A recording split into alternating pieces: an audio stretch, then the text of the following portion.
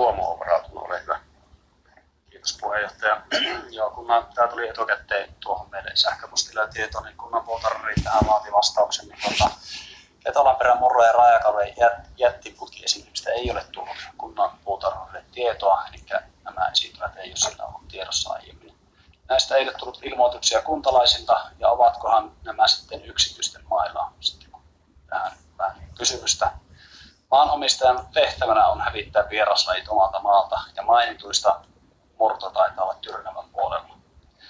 Kempeleessä on vieraslajeja, ne on pyritty kartoittamaan kunnan maanomistusalueilla, ja niistä on kartat, joilla esiintymisiä seurataan ja niiden mukaan tehdään torjuntoja. Kartat on lähetetty vieraslajikeskukselle marraskuussa 2023. Torjuntoja esim. Lupiinin ja balsamikukkien keräys on nopeaa ja helppoa. Viimeksi tänä aamuna on kerätty kunnan omistuksessa olevan vanhan pihapiirin rubiinikukinnot. Jättiputkien hävittäminen vaatii tietoa kasvin ominaisuuksista ja vaaroista. Siksi jättiputken torjuntaa en suosittele kuntalaisten esim. Lasten hävitettäväksi, sillä torjunnassa pitää olla suojavaatetus. Tällä viikolla on suunniteltu sadepäivän aikana tehtäväksi jättiputkien torjuntaa. Jättiputken torjunta on tehty nyhtämällä ja kaivamalla. Etelän ruttojuuri esiintymiä on kunnostettu ruohonleikkuusalueiksi ja ne on saatu hallintaan. Kurtturuusua on poistettu siten, että kiulukat on kerätty, jolloin oksajäte ja risujätettä ja juurakat on kaivettu ylös ja viety maanlähetysalueelle karttaan merkittyyn paikkaan ja peitetty 2 metrin maankerroksella. Puistojen ja yleisten alueiden työntekijät ovat tehneet torjuntaa vuosia oman työn ohessa. Kuntalaisilta on saatu vinkkejä esiintymisistä ja useinta esiintymisiä on tuhottu kokonaan. Myös kuntalaisia on ohjeistettu, jos olemme heidän pihalla tai kunnossapitoalueella havainneet vieraslajeja.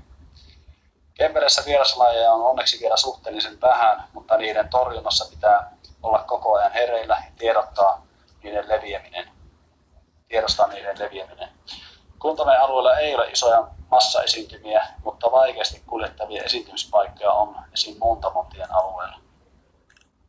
Kunnan puutarhuri on ollut yhteydessä Crop-sorsasovelluksen osalla toimitusjohtajaan ja he ovat sopineet, että kunnan puutarhuri osallistuu syksyllä heidän järjestämään infoon, jossa asiaa käydään kokemusten valossa läpi. Sovelluksen käyttöön pitää varata ensi vuodeksi rahaa, jos siihen lähdetään mukaan. Pienin kustannus on 4 750 € kautta vuosi, josta 1 750 € on kuntalaisille jaettavaa torjuntapalkkiota. Torjuntaa tehdään neliökorvauksella ja kuntamme alueelta ei voida osoittaa isoja neliömääriä, joissa vieraslajikasvusto peittää alleen alueita. Neliökorvaus on 25 senttiä, joten palkkiot jäävät tässä pieniksi ja motivaatio torjuntaan on jokin muu kuin raha.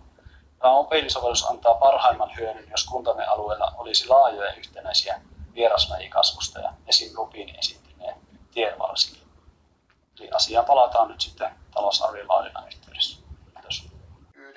Joo, Heini Koukkari, ole hyvä. En ehtinyt tuossa kiittää, mutta vastaus oli erittäin hyvä. Ilmeisesti kunnan puutarhuri oli tehnyt sen. Kiitos hänelle. Hyvä.